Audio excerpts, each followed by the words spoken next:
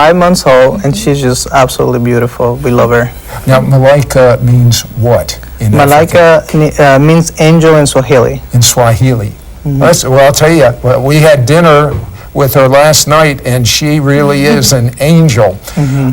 But you had quite an encounter. You were out in, was it El Salvador, and you went swimming with your family. What happened?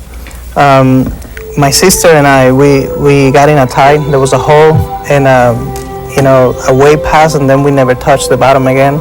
And the current was so strong that even as we tried to swim as much as we can, the current was just taking us back. So you can relate with all those people when the tsunami hit and the waves. You probably had some turn in your stomach when you saw the TV footage on that. So you're being carried away. Do you think that's it? Do you think there's any hope for you? Yeah, it went to the point where I have zero strength left on me, and I was still far away from the shore. There was nobody in the beach to help, and I really thought I was going to die.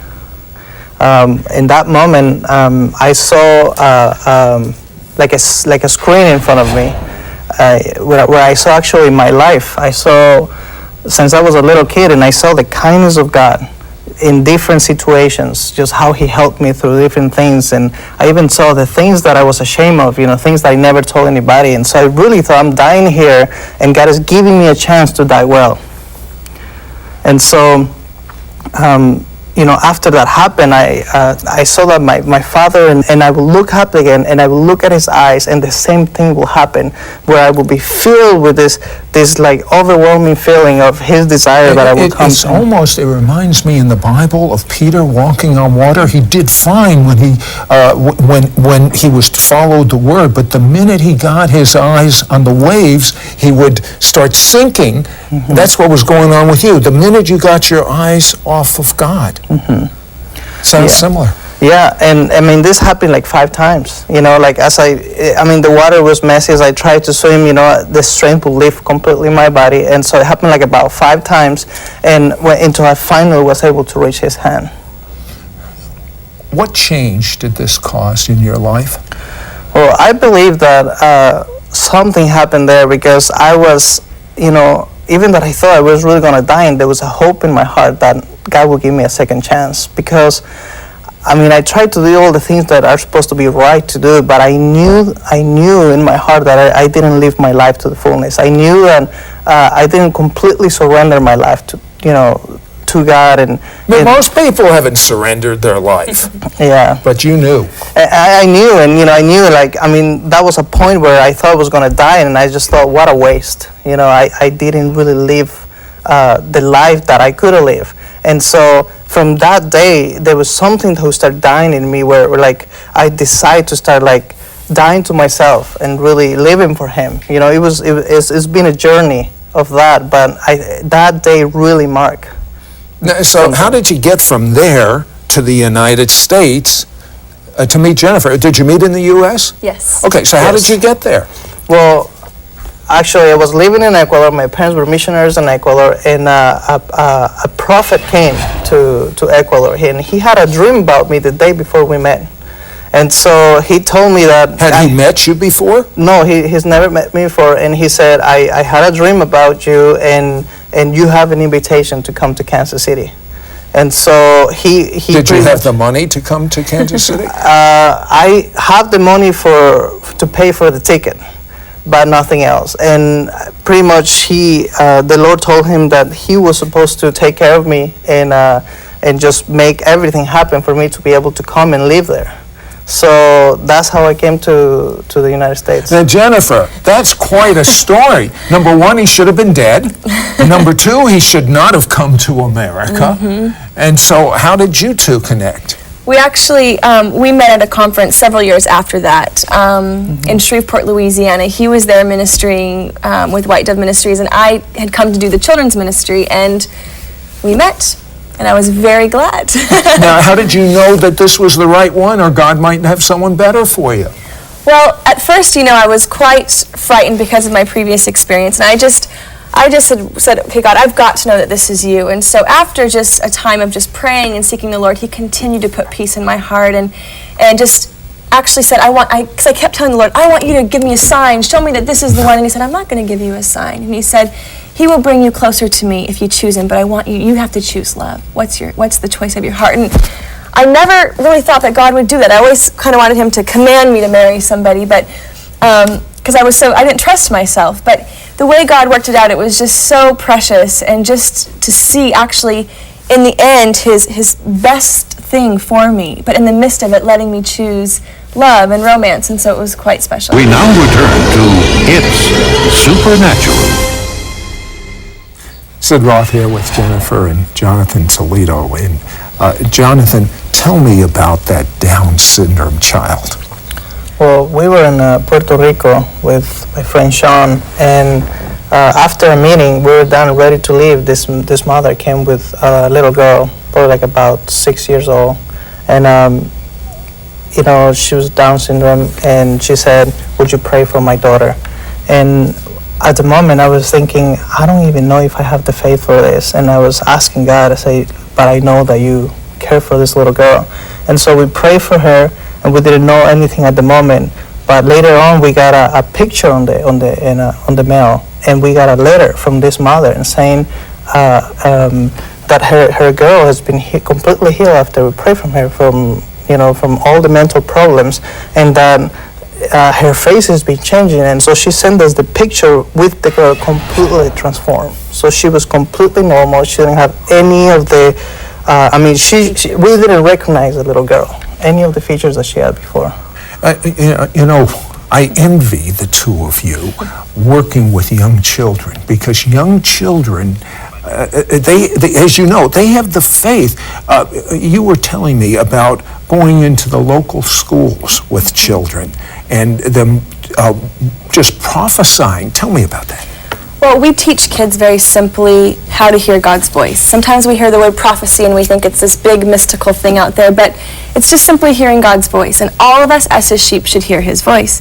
And so we teach kids the same way you hear God for yourself is the same way you hear him for other people. And so, after times of training the children, we send them out all over the city, and sometimes they'll go into schools, and there's been times practicing, learning how to hear God's voice. Could we just practice on you? And the person was kind of like, what, but... That doesn't happen every day. Not every day. And so they said, well, we've been learning... From those that listen to your teaching on the gospel of the kingdom. In the teaching, the gospel of the kingdom, we try to take complex kingdom ideas and make them very simple. It should be for children. I'll tell you what, I like it simple. I do too. Keep it I simple, think it's stupid. supposed to be simple. And, we're training people how to begin to engage their spiritual eyes and their ears, and to tune into what God is saying and what God is doing. And many people, as they've heard this, have told us testimonies that they've had amazing spiritual encounters as they've waited on the Lord after hearing that, and it's just become so much more easier for them. And then the teaching on the weeping room, I tell you, this is life-changing to have compassion for the hurting. And I'm going to tell you something. If you don't have compassion, get a hold of this, and you will have compassion. Okay. Kayla. Mm-hmm. One of the girls we trained was named Kayla, and this is a couple years back. And while we were training them to use their spiritual eyes and ears, Kayla had a vision. In the vision, she saw herself. What is this? And Jesus just began to tell her, Kayla, I've got everything you need in heaven. If you ever know of anybody that needs a new body part, I've got plenty. And you just come here by faith, take hold of it, and you can bring it to earth. Very simple. And she just took God at his word, because actually minutes after she shared this testimony, in our training, an elderly gentleman was carried in actually, and we were told that he was dying of intestinal cancer. And he told us, he said, I came here because I heard that God was using the children and that God could heal me. He said, I've never been to church. This guy wasn't saved at all. And he said, will these kids pray for me? And so Kayla stepped up and she said, I don't even really know, because he had intestinal cancer, and he said if he didn't get a new intestine, he would die. And I don't even know if she really knew what an intestine was, but she had faith. And so she just said, mister, I believe God can give you a new intestine. And she just began Bottom line, what happened? She prayed for him. The man got completely healed of intestinal cancer, got a brand new intestine.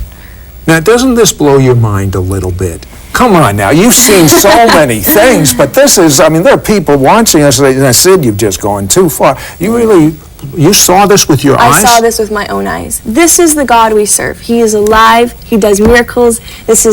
He's famous for it. This is his business, and he's. So listen, if he's famous, you should get to know him. Anyone famous, you want to get their autograph, don't you? Well, I have something new for you. It's called good news. It's better than an autograph. You can come to know this God for yourself. He's the God of Abraham, Isaac, and Jacob, and the only way to know him is through Jesus. Repent of your sins, turn to God, say, Jesus, become my Lord. It's that simple. Become as a little child and look in your Father's eyes. Go on. He's looking in your eyes right now. We'll be right back to It's. Unfortunately, I think of things such as AIDS. That nation is being devastated with AIDS. Is God answering prayers for people dying of AIDS? Yes. In the midst of horrible diseases, we're seeing the faithfulness of God to close the hospital down. This is what God is doing in the midst of suffering. Jonathan, just in the last month or so, tell me some miracles that have occurred that you're aware of. Well, 3 weeks ago, we were in Ecuador, and we told the kids about, praying for the sick and just believing, and they start praying for the people who were in the room, and there was a little girl, a quadriplegic, and she was about 9 years old, and the kids start praying for her. One of the little girls was... Wait, quadriplegic means she can't walk, she can't move her... She doesn't have any movement. Okay. And even the way that her head is, you can tell that, it's affecting her whole body. And one of the little girls, about the same age, started praying for this girl, and she just started weeping, and she's just weeping as she prays for this girl. And after a while, she told the father of the girl, I believe that we need to see if she can walk. And so for the first time, this little girl was able to stood up. She was still having some help, but she gave about 10 steps, and she's never been able to move her legs before this. Are you seeing an increase in the miraculous, or is it about the same? What are you saying? In North America or worldwide? I think that there's always been the miraculous. I think that we're now, coming to a point of actually coming more back to our roots, where we actually understand this is every day. This should be every day. God is the God of miraculous. And so we are seeing more of it. But I believe that God has never stopped. There's been miracles happening for centuries. Of course, but you know what? I'm beginning to see there's a stirring. There's something new going on that's never happened before on planet Earth. It's almost as if God's realm, which is called eternity, is drawing closer to our realm, which is called time, and the two are just dissecting, and there is a power confrontation coming on. That's why I'm so excited about your 2 teaching CDs. Many of the children are having heavenly visitations, not just Kayla. Several children. We're seeing children having dreams, visions, angelic visitations. Heaven is very close. Okay, so when people sit under this teaching, like the gospel of the kingdom, is this the type of teaching that's opening them up? I certainly would hope so. That's the goal of what we're doing here, is to try to get people to realize that as spiritual beings, the spirit realm isn't so far away. It's just right here. And if we could just tune in and just quiet our souls down and tune in to the Spirit of God and what He's saying and what He's doing, that we're called to live as spiritual beings. We're seated in heaven. And so we're citizens of heaven. We don't have to, we can experience the heavenly realm, the spiritual realm right here every day on planet Earth. And the other CD we're offering, the Weeping Room. Tell me about that. The Weeping Room is about God's heart of compassion for the lost, the poor, the children, the suffering. He's a God so full of compassion, trying to win the heart of a lost generation. And so our teaching on this Weeping Room is to stir people that in the midst of seeing suffering, you don't have to sit back and feel overwhelmed, but you can actually partner with God in compassion for strategy, for your city, for your nation, for your community, to see change come. So many people are just sitting around saying, well, that's just for the superstars to do. It's not for me. Would you look in the camera and talk to them right now? That's actually not true at all, because God is the God of the simple. And we're seeing him use children, street children, orphans, anybody. He'll pour out his Spirit on all flesh. He's just looking for a simple, a willing, a humble vessel that will walk with him in friendship and partnership. So you and I get invited into that. And so we just break off the shame and the condemnation, because God wants every single one of us to walk in friendship and partnership with him. Jonathan, you have an experience with God in which he gave you compassion. Tell me what, in your mind, what is compassion? How does it operate? I believe that God has given us all a portion of compassion, that when we see something that is sad or unjust, there's something that is moving us. But I believe that as we pursue God and we pursue being close to him, I believe that increases, that our hearts get expanded, our spirit gets expanded as we come close to him. And one time I had this experience where we were in Oklahoma, and I prayed for a little girl.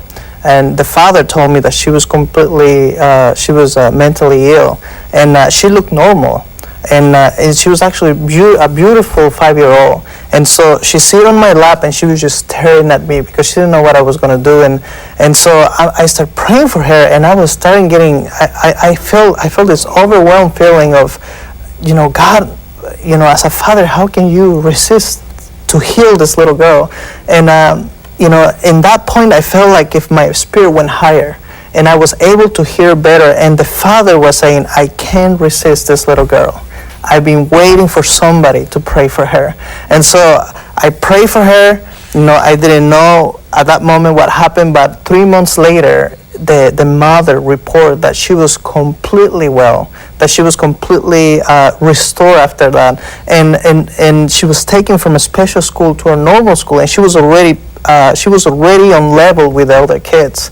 And not just that, but even just her she had some problems. The way that she walked, her coordination was a little bit off, and she said it's getting better, and later on we find out that it was completely normal. Yeah, you know what I believe right now? If one of you, whoever that is, will look into the camera and pray for people with AIDS, they're going to be healed. Yeah, why don't you pray Go. Well, Father, right now, we ask that you will go and you will touch people with AIDS, that you will show them your love, that you can do the things that men can do. And I ask, Father, in this moment, that you will show people your love through healing, that you will heal AIDS. I ask for everybody who's watching who has AIDS right now, that you will